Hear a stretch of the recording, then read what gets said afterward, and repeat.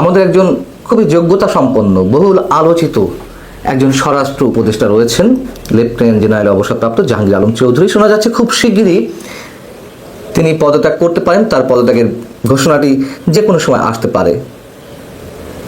আবার তার জায়গাতে কে আসতে পারেন? নতুন স্বরাষ্ট্র উপদেষ্টা হিসেবে আমরা কার মুখ দেখতে পারি?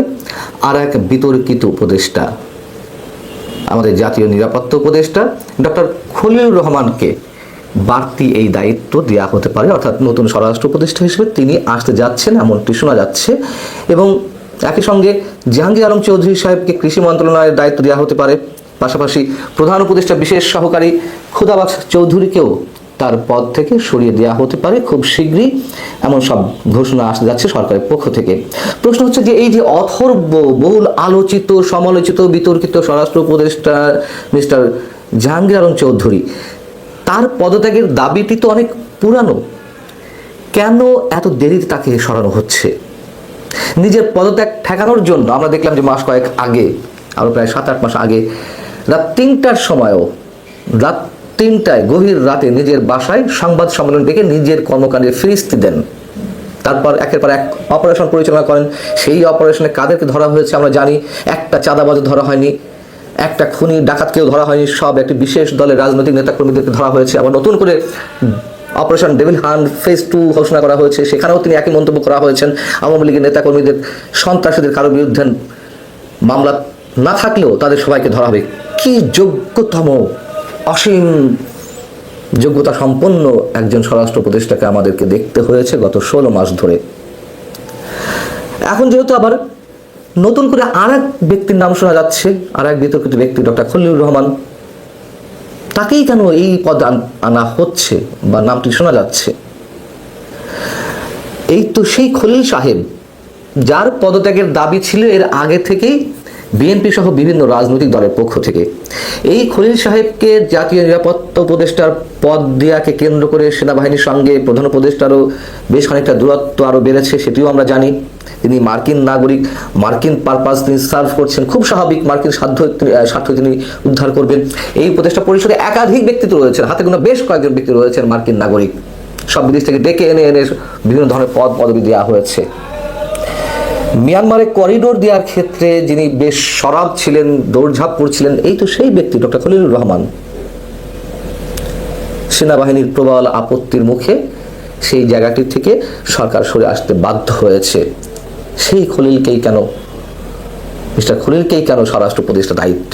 এবং আরও উল্লেখ করার মতন বিষয়, তাকে প্রথমে কি করা হলো? প্রধান উপদেষ্টার রোহিঙ্গা বিষয়ক বিশেষ দূত হিসেবে নিয়োগ দেওয়া হলো। তাকে এই পদ দেওয়ার পর থেকে প্রধান উপদেষ্টা প্রেস সচিব মিস্টার শফিকুল আলম থেকে শুরু করে সরকারের পুরো রাষ্ট্রযন্ত্র, প্রশাসন, বিভিন্ন জায়গা থেকে, বিভিন্ন পর্যায় থেকে ডক্টর খলিলের প্রশংসায় পঞ্চমুখ। যে কোনো সময় বাংলাদেশে আশ্রিতদের যে 12-14 লাখ রোহিঙ্গা রয়েছেন, রোহিঙ্গা মানুষরা রয়েছেন, তাদের সবাইকে নাকি মিয়ানমারে ফেরত পাঠিয়ে দেওয়া হবে খুব শিগগিরই। চ্যালেঞ্জ জানিয়ে বলেছিলাম, একজন রোহিঙ্গা মানুষকেও ফেরত দেওয়া সম্ভব না। কেন চ্যালেঞ্জ করেছিলাম? যত সহজে এইসব আপ্তবাক্য আওড়ানো হয়, যত সহজে ঢাক ঢোল পেটানো হয় প্রধান উপদেষ্টা প্রেস উইং থেকে শুরু করে সরকারের বিভিন্ন কর্নার থেকে, এত সহজ তো নয় বিষয়গুলো। তো সেই খলিল সাহেবই যদি স্বরাষ্ট্র মন্ত্রণালয়ের মতন অতিরিক্ত কোনো দপ্তরের দায়িত্ব পেয়ে থাকেন, অবস্থাটা কি হবে বোঝা যাচ্ছে। আচ্ছা, যাই হোক না কেন, যদি তিনি পারেনি, আমাদের কোনো আপত্তি নেই, ভালো কথা। কিন্তু প্রশ্ন হচ্ছে যে আমি মনে করি এই উপদেষ্টা পরিষদে স্বরাষ্ট্র মন্ত্রণালয়ের নিয়ন্ত্রণ করার মতন একজন মাত্র যোগ্য ব্যক্তি রয়েছেন, তিনি অবসরপ্রাপ্ত ব্রিগেডিয়ার জেনারেল সাখাওয়াত হোসেন। এবং এই মুহূর্তের জন্য তিনি অনেক বেশি পারদর্শী, কেন তিনি নির্বাচন কমিশনার ছিলেন, আবার দেশের নিরাপত্তা বিষয় সম্পর্কেও তার যথেষ্ট জ্ঞান রয়েছে।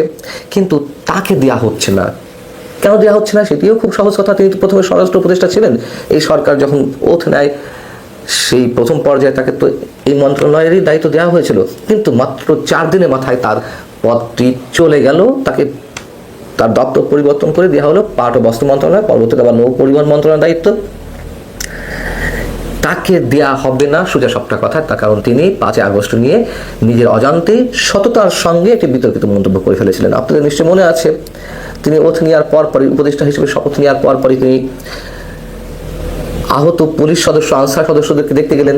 সেখানে গিয়ে তিনি সাংবাদিকদের সামনে প্রশ্ন করলেন, মানে নিজেই প্রশ্ন করে ফেললেন যে তারা যেই গুলিতে আহত হয়েছেন স্নাইপার রাইফেলের বুলেটে, স্নাইপার রাইফেল তো যার তার হাতে আসার কথা নয়। তার মানে এটি একটি বিশেষ গোষ্ঠীর হাতে, বিশেষ জঙ্গির হাতে গিয়েছিল। ওই 5 আগস্ট ব্যবহার করা হয়েছিল পুলিশ আনসার সদস্যরা যাতে আহত হয়েছিলেন। সেই প্রশ্নটি উত্থাপন করার কারণেই তার দপ্তরটি চলে গেল স্বরাষ্ট্র উপদেষ্টা থেকে সরিয়ে দেওয়া হলো পাট ও বস্ত্র মন্ত্রণালয়ে। অতএব তাকে যে আবার সেই মন্ত্রণালয়ে দেয়া হবে এটি মনে করা একেবারে বোকামি। তবে তিনি একমাত্র যোগ্য ব্যক্তি, অন্তত এই উপদেষ্টা পরিষদের সদস্য হিসেবে যারা কাজ করছেন তাদের মধ্য থেকে। এখন এই যে মিস্টার জাহাঙ্গীর আলম চৌধুরীকে সরানো হচ্ছে, সেটিও বা কোন অবস্থায় সরানো হচ্ছে?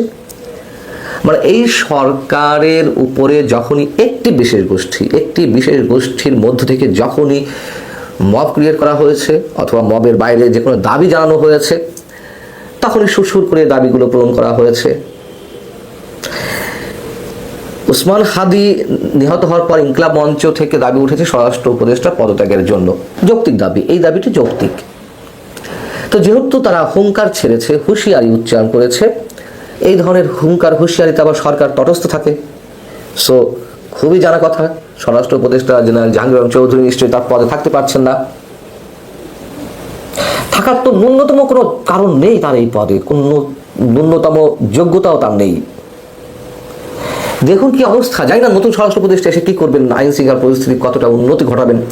যখন আইন শৃঙ্খলা পরিস্থিতি একেবারে চরম অবনতির দিকে চলে গেছে,